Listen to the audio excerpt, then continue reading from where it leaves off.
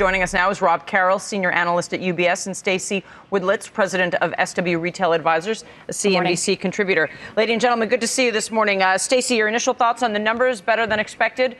Was it as good as you expected? Yes, actually much better. So the comp was up 2.6%, much better than guidance of flat to 2%.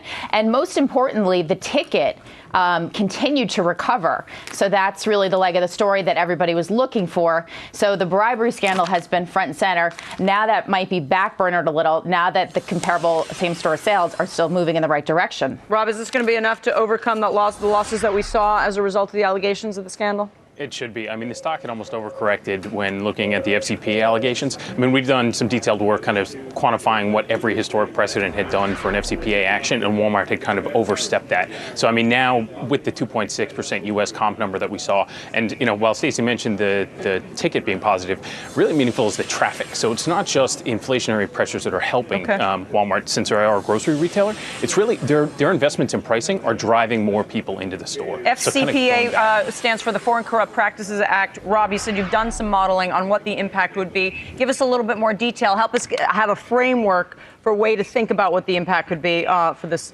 investigation. Yeah, I mean, we were working on a study that some academics had done, kind of quantifying all of the 115 prior FCPA actions. If you look at what it's done to the public stock price, the average correction for all has been about 8 to 9%. And that's kind of cumulative days where there's been new information released. If you looked kind of at the end of the week when when the New York Times allegations had surfaced, Walmart was lagging the market by about 8 points. So, I mean, Walmart literally, while every other stock with an FCPA action had kind of seen that 9% cumulative decline over a several-year period, Walmart saw it all in about 72 hours. So, you know, it's now really a question, if you exclude the kind of extreme cases, kind of financial corruption, that average decline only goes to about 3 to 4%. So the reality is the stock's corrected, now we move on, and these results today really help to focus on the key results. Stacey, on a recorded call, the CEO said they don't believe the matters will have a material adverse effect on the business, and yet at the same time, they say they can't provide assurances that these matters will not be material to the business in the future. How do you model this in? What do you do with it? Well, I mean, that's a pretty broad disclosure statement there, and you have to plan for the worst. You could drive a truck through it, I think. Yeah, I mean, you have to plan for the worst case scenario. But I think if you look at previous cases and see charges were less than $1 billion in the worst case, you look at Walmart's profitability and say, okay, let's focus on same-store sales moving in the right direction. Right. They're getting the consumer back. So that's, I think, what to focus on. In this. They have no. You keep hammered, but they have no interest. You guys have.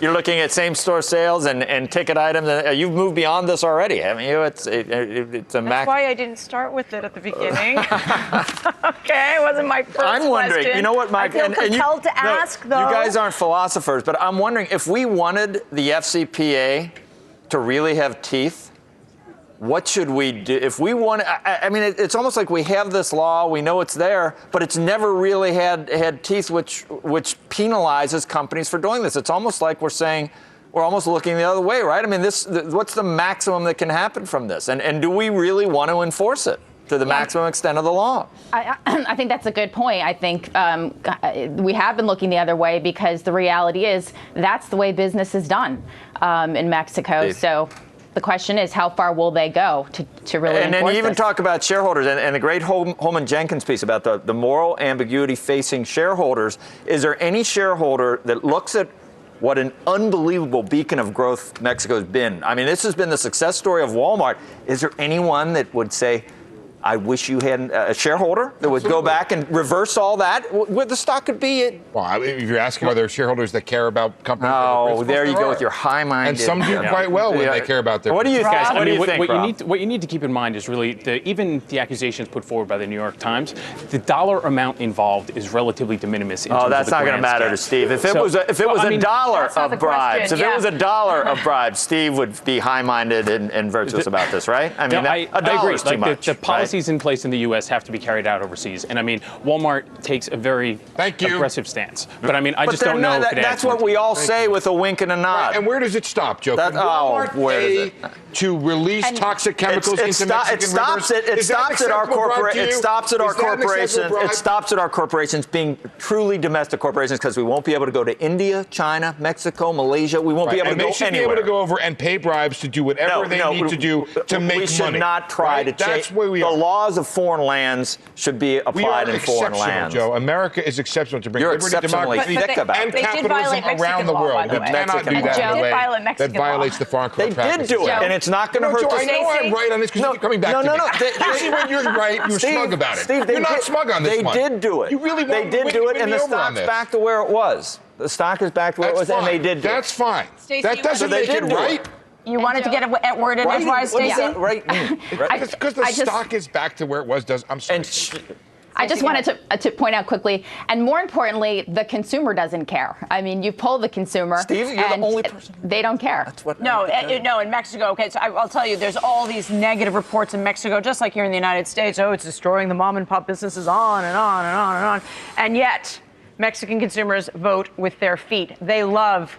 Wow, there's a parking lot. There's a place to put my car. Wow, it's air conditioned. Wow, it's clean. Absolutely. I mean, they are absolutely pleased. It's changed the consumer experience tremendously. Rob and Stacey, thank you so much. Can I add one more thing? Do you know what they call Walmart in Mexico? They call it an auto service store.